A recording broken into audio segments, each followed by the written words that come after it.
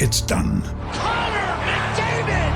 It's not real! The goal of the year, Panarin! part of the past. The celebrations, forgotten. The history, Vegas Golden Knights! history. We're back to a blank slate. Clean ice. All that matters now is what happens next. The Stanley Cup playoffs. Eastern Conference Final begins Wednesday. When you need mealtime inspiration, it's worth shopping Baker's, where you'll find over 30,000 mouth-watering choices that excite your inner foodie. And no matter what tasty choice you make, you'll enjoy our everyday low prices, plus extra ways to save, like digital coupons worth over $600 each week. You can also save up to $1 off per gallon at the pump with fuel points. More savings and more inspiring flavors make shopping Baker's worth it every time. Baker's, fresh for everyone. Fuel restrictions apply.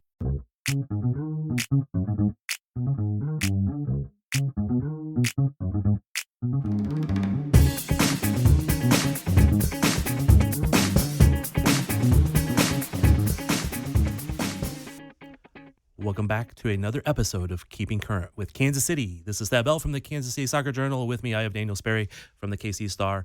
If we sound different, we are in a studio, and we have a producer today, Cody Bradley, who normal member of KC Soccer Journal, host of the Shades of Blue podcast, which we literally just minutes ago finished recording. How are you doing, Cody? Hello. Cody will be probably not paying as close attention to this as he does normally because he's editing the Shades of Blue while we record this. Sperry. I just hope everyone is loving how deep and wonderful Sperry's voice sounds in these radio high-quality microphones. I do have a decent radio voice. It's not bad. As I've said before, I have no qualities for any of this. You sound great too, Thad. Thank you. Thank you. I like how you referred to Cody as like normal member of KC Soccer Journal, as if you may have some not normal members of KC Soccer Journal. The list of not normal is longer than the list of normal. I am not going to lie. All right. Last night, KC Current 3, Racing Louisville 3. A little bit of interesting goals, controversy, and we are going to semi-dive into the deepness of all of it. Yeah. All right. Current went down early, gave up a goal. What happened? Schross is what happened. I know afterwards they're trying to give it, oh, she totally meant that. Stop it. It was a cross to the back post, one that kind of got away from him. Emma Sears ended up putting it in the top corner. I think, didn't Benny Feilhaber score a goal like that against Portland like a few years ago? I vividly remember that. It was an absolute cross that just looped and did funky things and ended up, when you have a ball that's curling away, the effect of the curve is to take it away from goal, and it hits the inside of the far corner and goes in. It is a freaking weird shot, and it was nowhere. You don't plan to do that. You get lucky. No, it was lucky. But do you blame AD in this? No, I think it's a weird. It's so though. It's why you see those happen so many times. Is someone messes with a cross that way, or a cross that ends up going in funky like that. It is very rarely one where you're like, oh, what's the goalkeeper doing? You're just sitting there like, oh, that was weird and lucky. I have a hard time giving AD stick for that one because on a cross, you're stepping up off your line regardless because you think it's going to be a cross. And I don't think it was that much of a shot-looking cross either. It just was bad, and two bad things happened at the right time to create a goal. Yeah, and I got to admit, from my angle, I didn't think it was going to be a goal. And I'm over there. I'm actually shooting. I'm shooting to see if I can get AD going up to get a knock of the ball out, Yeah. And I see the ball hit in the far post and go in. So I was not expecting that either, but I'm also looking at a weird angle, From the press box, it was not. It was very hard to fault AD. It just was so fluky. Yeah, I don't want to too much, blame AD, but also I think she's been beaten by some of those things before, like a little bit fluky that maybe expected a veteran to read a little bit better. That's why I asked that question. Current do come back though. Mm-hmm. get a penalty, has to go to VAR, has to go to the Yeti VAR. The Yeti VAR. We were at the Yeti VAR twice in the first half, actually. Oh, very true, because I forgot the Izzy not red card called. Yeah, we asked about that in the pool report. I asked about that as the pool reporter. I asked about that one. Well, you had a at the end pool the of match. reporters around you when you pool reported. Yeah, it was a little extra at times, but no, it was good. So I asked of the referee last night. I asked when reviewing the foul committed by Kansas City number 18, Izzy Rodriguez, what did you see that made you believe the challenge did not rise to the level of serious foul play? Because that is what the review would have been for if it was a red card offense. The referee's answer was the challenge did not rise to the level of serious foul play due to there being glancing contact, a bent leg, and a low moderate force by the KC Current player number 18. I really appreciate that answer because there's a lot of times where we ask, what did you see on the replay that made you believe it was serious foul play? And they say, I saw serious foul play. Oh, gee, thank you, buddy. This one, there were some mistakes the referee made. I do appreciate a very good, clear, conclusive answer to the reasons for why that foul didn't meet the serious foul play threshold.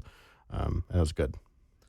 And I think I'll come back to the pool report in general later because we'll have to come back to it, obviously, for some other stuff, I think. But they go to VAR. They go to the Yeti VAR because of a tackle that was inside the box that he completely missed. Yeah, and it was one where player was kind of moving out of the box, but it was as she was moving out of the box, Tripp comes in.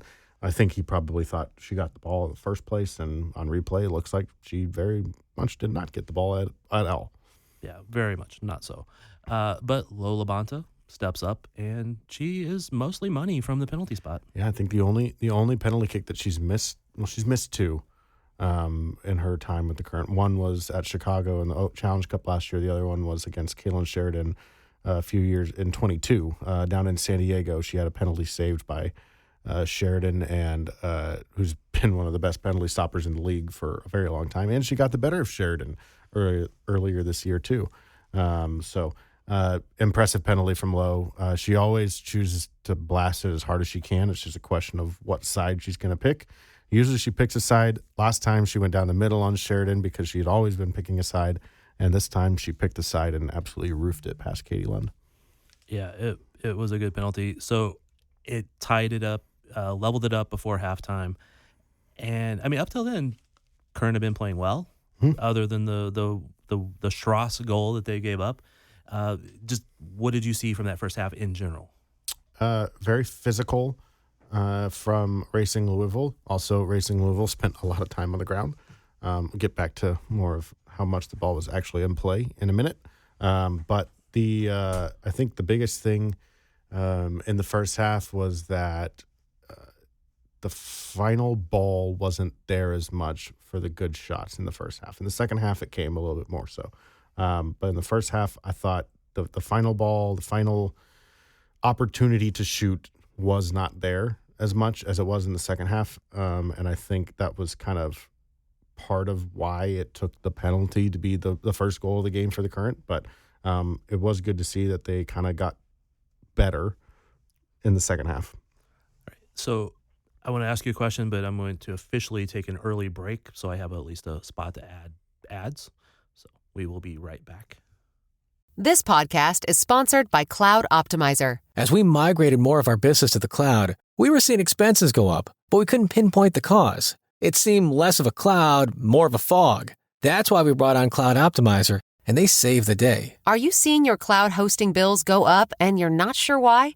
It's time to put Cloud Optimizer to work for you. Cloud Optimizer analyzes usage patterns, right-sizes resources, leverages discounts you may not be aware of, implements automation, and much more. And by reducing unnecessary expenses and maximizing performance, Cloud Optimizer guarantees you a savings of 5 times what you spend for their service. With Cloud Optimizer, we have our spend under control. Our company is more agile, profitable, and we're getting peak performance from our cloud. Make the cloud work for you with Cloud Optimizer. Get a free assessment and find out how much you can save by going to cloudoptimizer.com. Go to cloudoptimizer.com for your free assessment. That's cloudoptimizer.com. All right, back with the second segment, if we want to call it that. The question I want to ask is, are opposing NWSL defenses learning how to defend Temuera? Yes and no, because then I think a very definitive answer there. I think they've done a good job of not letting her in behind for the 1v1 chances that she was getting and scoring on a lot. But she's still creating a ton of chances and getting shots by dribbling through people in the box. There's a couple opportunities where she either had to pass and it didn't come off, like the pass was offline, or it was deflected. There were a couple of moments there, but she also had a couple of really good dribbling actions and had a couple of shots that she didn't place them very well. They were close, but didn't end up on frame. But she probably herself could have scored 2 goals or at least a couple of goals in that game. I know she did technically have one, but it was called offside correctly because Nichelle Prince was very offside on that ball. And then we could see it. We have a terrible, from where that happened on the field, we have a terrible angle of it in the press box, and I could see from there that she was offside. So the AR did a good job of getting that right. But it was one of those of, I think they are learning how to defend her in the sense that she's not getting as much free run from long distances, and they haven't done as many of the breakouts, and those balls over the top have not been as successful. But I think she has actually, in the second half, I saw her adjust in a way with the ball at her feet and taking players on and trying to create chances that way in the final third. And I thought that was a good adjustment for her. Whether or not the final product of the ball going in the back of the net was there, that was something that was a good sign to see for future as teams continue to kind of bunker in and do whatever they can to just put bodies in front of her. She did a really good job of dribbling through that and creating some shots and some chances and stuff. It just didn't end up in the back of the net. Yeah, and the reason I asked that, though, is I do think that teams are learning to defend her better, because of being able to shade her to a little bit more to the outside, because she is not a clinical finisher. She's a high-volume finisher. And the farther you get her to an angle, the less her chances will be for a quality goal. Yeah. And I think that's smart, but I think that will also change when Bia comes back a little bit. I think that's been a little bit of her not scoring as much, because having Bia there as a big, fast option has been beneficial to her, and nobody else has been able to keep up with her as much. Yeah. We'll see if, as Nichelle gets rounding back into form, as Debinha rounds back into form, hopefully that changes a little bit, but Bia was such a monster. Yep. Agree. All right, second half. What do we see from this? Well, let's just start with the goal from Michelle Cooper. I thought the goal from Michelle Cooper was a incredibly clinical finish from her. Best goal of the game for the Current. Best goal of the game for the Current, and one of the best. I mean, it was really nice to see that type of finish from her. We see it in training, and we've seen her not finish a fair amount of chances over the last couple of years. And to see her find that one in the angle that she had and shoot it and also kind of roof it into the top corner was really well placed. There was zero chance that Katie Lund was going to stop that. Even if she did dive for it, there was nothing happening there. That was going to be in the back of the net. And that was a really clinical finish from Cooper. It was great to see that kind of part of her game. She went a significant portion of the match last night. We're really starting to see her round into form. As we talk about those others, it's great to see players like Cooper round into form in a way that when you bring them off the bench, okay, now you're not just trying to change the physicality or the verticality of your game a little bit. You are actually adding a real goal scoring threat. And I thought that was a really good finish and a good sequence to kind of unlock that pass to her where she finished and made that shot. The goal that the Racing Louisville scored is an own goal. It should not continue to stay credited to Abby Erceg. It very clearly came off Stina Ballseger's head. I don't know when they will change that, but it was, or if they have yet at the time of recording, but an own goal. So you have a fluky Schross and an own goal are what have the current level going into stoppage time in the second half. All right, so back to Cooper for a second. One of the things I've said a lot about Cooper is I like her more in the middle than as a winger, and I know she's playing a lot of different roles at times, but that goal came because she was in the middle and had an opportunity to take a touch and take that shot because of where she was at. She wasn't coming in from the wing from far out making that goal. She got possession of the ball within the width of the 18, if I remember correctly. Mm-hmm. That, I think, was her strength, and I think I like her better there. But that's also a competitive spot to get time at. So that's one reason she won't get a lot of time there, but that's where her strength was. Yeah. And she was the 13th goal scorer for the KC Current. Yes. Very relevant to a moment later here. Yes, and it was very much an own goal. Mm-hmm. I don't know why it was even allowed to stand as a goal by Ursig. Correct. All right, stoppage time. 2 minutes into it, Gabrielle Robinson gets a hold of one. Nice, powerful shot, but a deflection. And so it's not an own goal because it appeared to be on goal, but it did take a deflection. So they take the lead 92 minutes into the game. Yep, 92nd minute. There's 8 minutes announced of added stoppage time. And I know we're going to discuss that a wee bit. Correct. Like we haven't already today. 90 minute plus 13. 90 plus 13 of an 8-minute stoppage time. Savannah DeMello kind of splits a couple of players, Ellie Wheeler and Bailey Feist, and goes in and gets a nice goal. Yeah. Savannah DeMello is a very good player. Shocker, right? Yeah. I mean, really good job. She did kind of run in unchecked. Nobody really stepped to her. Everyone just kind of kept sagging off. But man, really good finish, really good run from her. It's hard to fault AD for any of these goals, really. The first one is maybe the one where you could really be like, oh, what are you doing there? Why'd you get beat on that? This one was just clinical finish from a very good player in Savannah DeMello. Oh, and back to Gabby, she was the 14th goal scorer for the KC Current. Correct. Why I was noting that. Yes, 14th goal scorer. That's the record. Tied the record.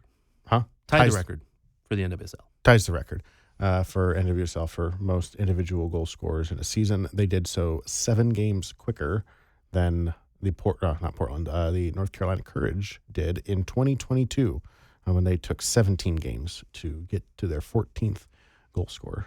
Our thought has been AD French next penalty kick, right? Right. Yeah. Yeah, I don't know. I mean, AD French, Claire Hutton, Haley Mace. I think those are. I mean, Claire and Haley are really good options to score in the run of play. Yeah, I thought Haley almost had one last night too. There's one she got a shot in the first half that I think it didn't take a deflection, but I think it was like headed wide before it could actually get to Katie Lund. But if it goes through, it's going to be in the back of the net. I don't think Lund was stopping it. It was going to go into that far side netting there. So Haley was close to making it 15 by the end of last night anyway. So, yeah. A player who hasn't gotten time. Nichelle Prince. Hammy scored. Hammy scored in the season opener. She's one of the 14. Yeah, that's right. Dang it. Yeah. Okay. And Pfeiffer. So. Yeah, I knew Pfeiffer. I forgot Hammy. I feel bad about that now. Shame. Yep. Shame. I feel shame. I'm not going to argue. All right. The controversy over stoppage time. You want to explain it? You want me to? You explain it. Okay. I've talked enough. Announced 8 minutes of stoppage time. The tying goal for Racing Louisville was at 90 plus 13. So, and it went a couple minutes after that because of the goal being scored and probably a little bit of yelling. The question was asked, and we have looked at the timing, and a lot of people were very unhappy with this. Additional 5 minutes after the 8 minutes announced, but there was injuries, goals, substitution, and all of that adds up to a little bit of extra time and not stopping it just because it's at that moment. Yeah. Refs don't stop just because it hits that moment. Yep. Not 15 minutes, though. Couldn't hear you. It's okay. So let's just, I want to take a look at this. This is before the goal is scored at the 102nd, 102:25. This is, thank you, of course, Chad Smith, Kansas City Soccer Journal member as well. You could decide whether he's on the normal or not normal list, as we were talking about. No, we love Chad. I really appreciate him going back and actually putting this timeout earlier. 1 minute from the goal to the restart, from Robinson's goal to the restart. 1 minute and 6 seconds for Lowe's substitution.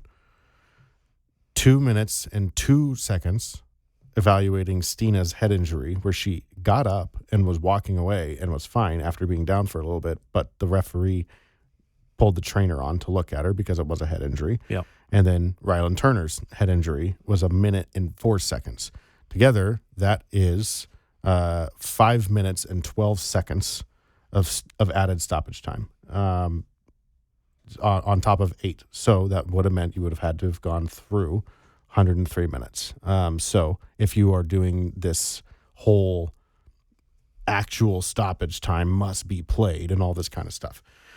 This is where I have a problem with that, is because the fact that even including, so there was also 10 minutes of stoppage time in the first half that got played total.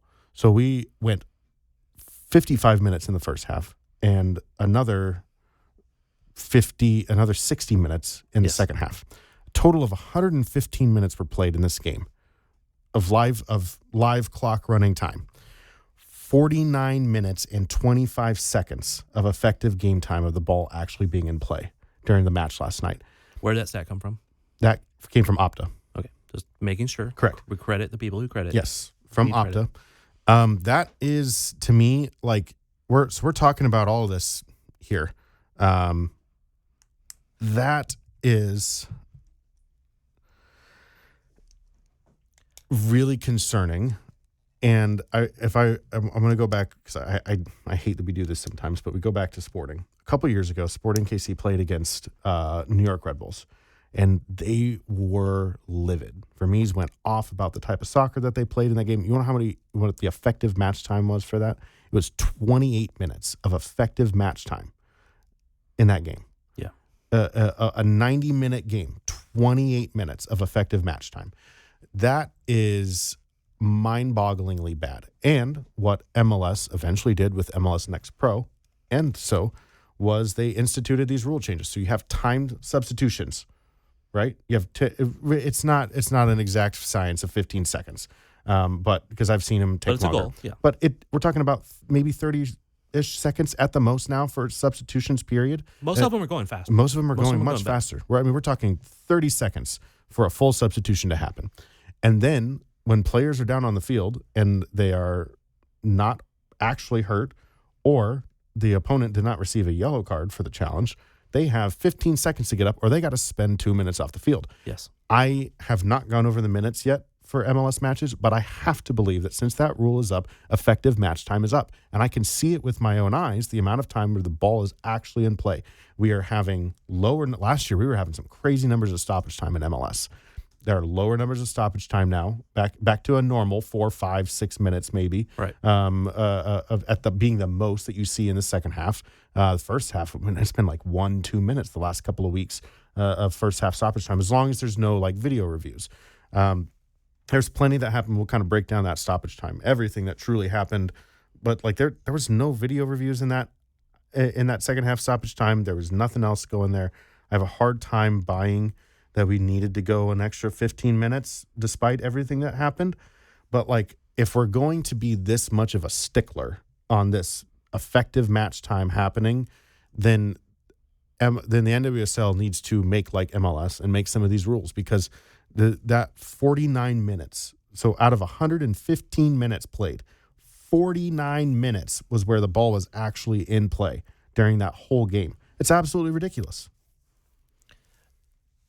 But are you looking for 49 minutes of playing time, or are you looking for 80 minutes of playing time?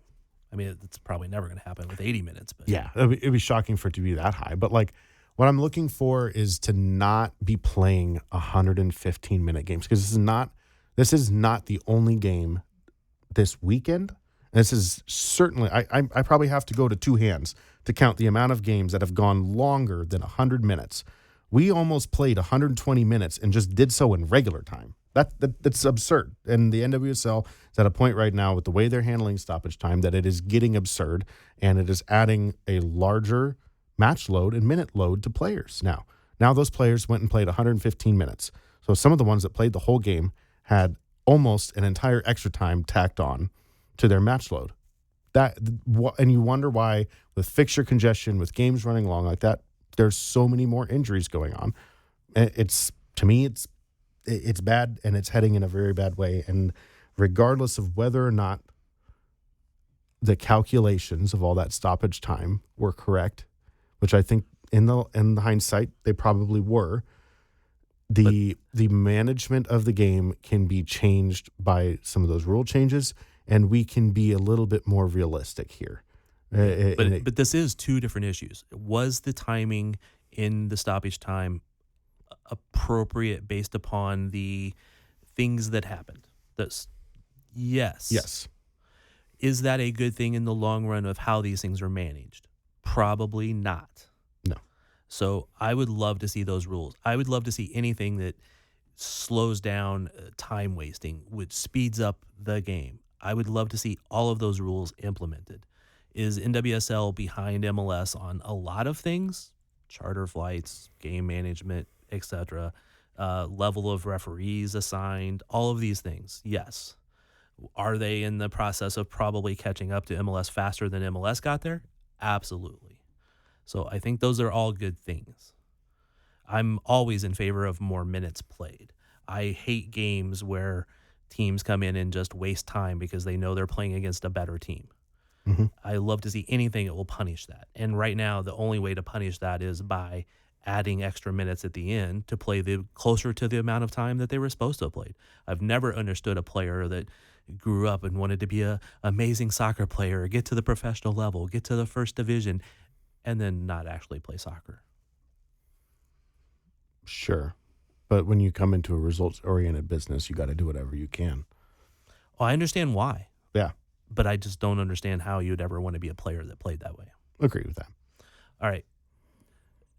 So we can advocate for changing the rules. They're probably not going to change it mid-season. Well, they changed the clock going up inside the stadium mid-season and never notified anybody, so. Did they change it mid-season, or they just not, tell you?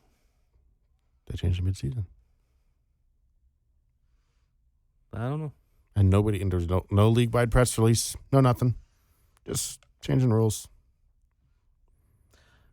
I know. It was kind of funny to look up last night and see the clock at 00:20. Yeah, the scoreboard could not handle 100 minutes. They did change it later. They did actually did they? manage it, yes. Okay. But it was kind of funny. I looked up what the heck's going on? I pointed out to a fan. They went, huh? All right. From the stats, though. 3-3 game. XG for the Current was 2.12, for Racing 0.63. So benefit of a Schross, benefit of an own goal, and benefit of a pretty decent shot. 20 shots to 9. But both teams put 5 on target. Yeah. Better shot selection by Louisville for their chances? Some better shot selection. The Current had 8 shots blocked too.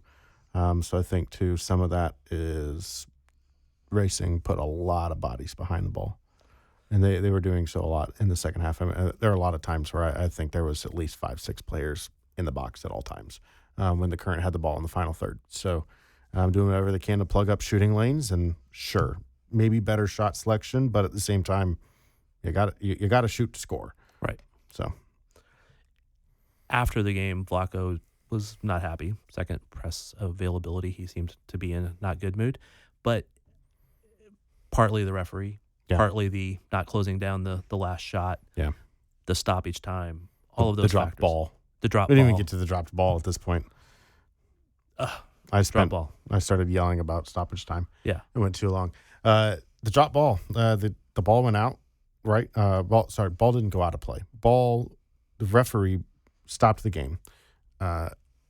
He says via the pool report that he deemed. I'm going to pull up so I can actually quote him. The The referee deemed that the last player to touch the ball prior to his whistle was number 66 of Racing Louisville.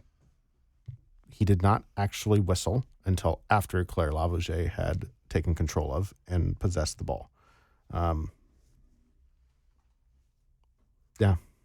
But Racing Louisville got the drop ball. The Current did not.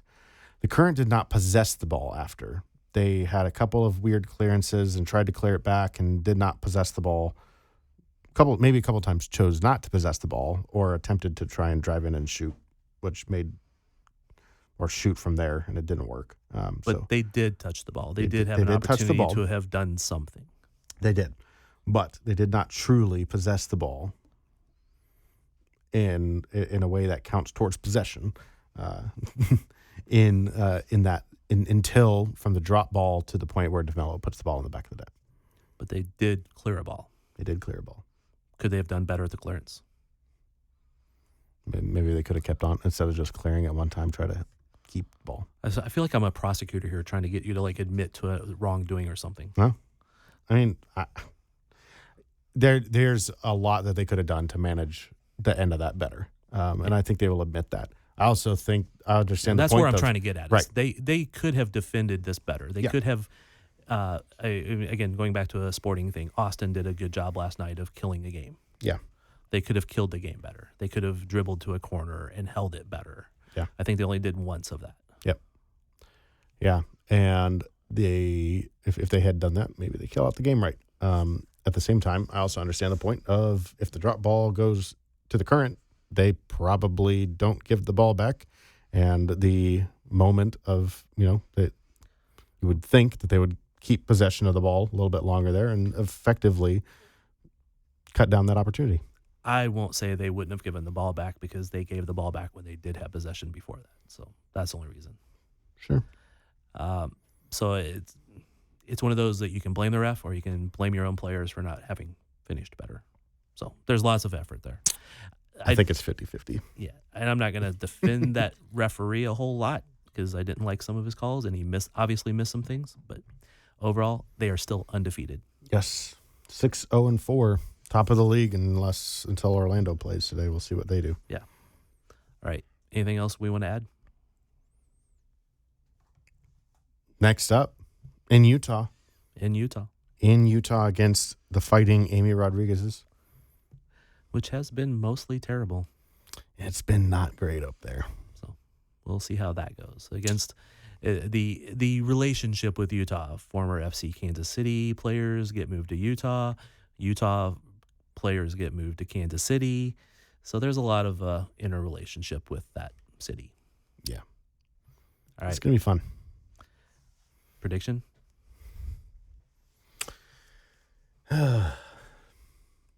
2-0 Current. If they have Bia, I think it's more. Yeah. I'll go with 3-1 and own goal. Gets the Utah a goal. Yeah. The Utah. Gets Utah a goal. Gets the Utah goal. We'll see. All right. Thanks for your input, Cody. Enjoyed having you on the pod. You're welcome, guys. Thanks for having me. Appreciate it, and thank you all for listening, and we are out.